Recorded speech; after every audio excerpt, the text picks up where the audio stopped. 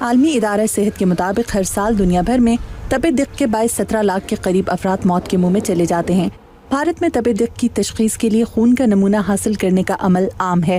بھارتی حکومت کا کہنا ہے کہ ہر سال وہاں 20 لاکھ سے زائد افراد تپ دق میں مبتلا ہوتے ہیں۔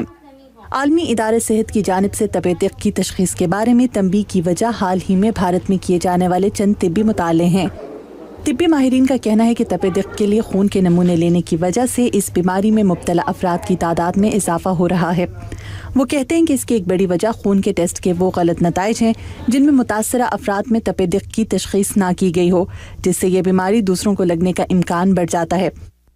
واشنگٹن میں جانس ہاپکنز یونیورسٹی کے صحت عامہ کے شعبے سے منسلک ڈاکٹر ڈیوڈ ڈاؤڈی تپ دق کے حوالے سے کی جانے والی ایک تحقیق کا حصہ تھے۔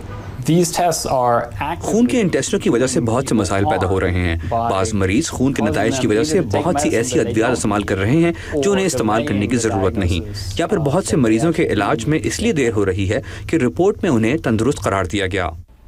ڈاکٹر ڈاؤڈی کے نزدیک خوردبین سے کیا جانے والا بلغم کا روایتی ٹیسٹ اب بھی تپ دق کی تشخیص کا سب سے سستا اور مؤثر طریقہ ہے، مگر وہ کہتے ہیں کہ چونکہ بلغم کا ٹیسٹ کرنے میں وقت لگتا ہے، لہٰذا وقت کی بچت کے لیے خون کے نمونوں کی تشخیص کے آسان طریقے کو ترجیح دی جاتی ہے۔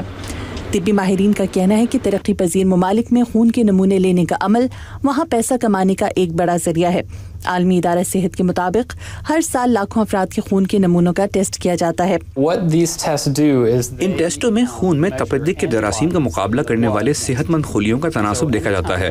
جن لوگوں کو یہ مرض ہو چکا ہوتا ہے ان کا جسم اس کے خلاف مدافعت پیدا کر لیتا ہے، مگر ایک شخص کا مدافعتی نظام دوسرے شخص سے یکسر مختلف ہو سکتا ہے۔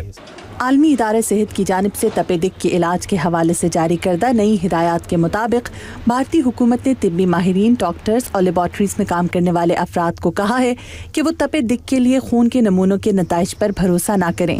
گو کہ بھارت جیسے بڑے ملک میں مطلوبہ نتائج حاصل کرنے میں کچھ وقت لگ سکتا ہے، لیکن وہاں طبی ماہرین نے عالمی ادارہ صحت کی تنبیہ پر حکومت کی جانب سے کیے گئے اقدامات کو سراہا ہے۔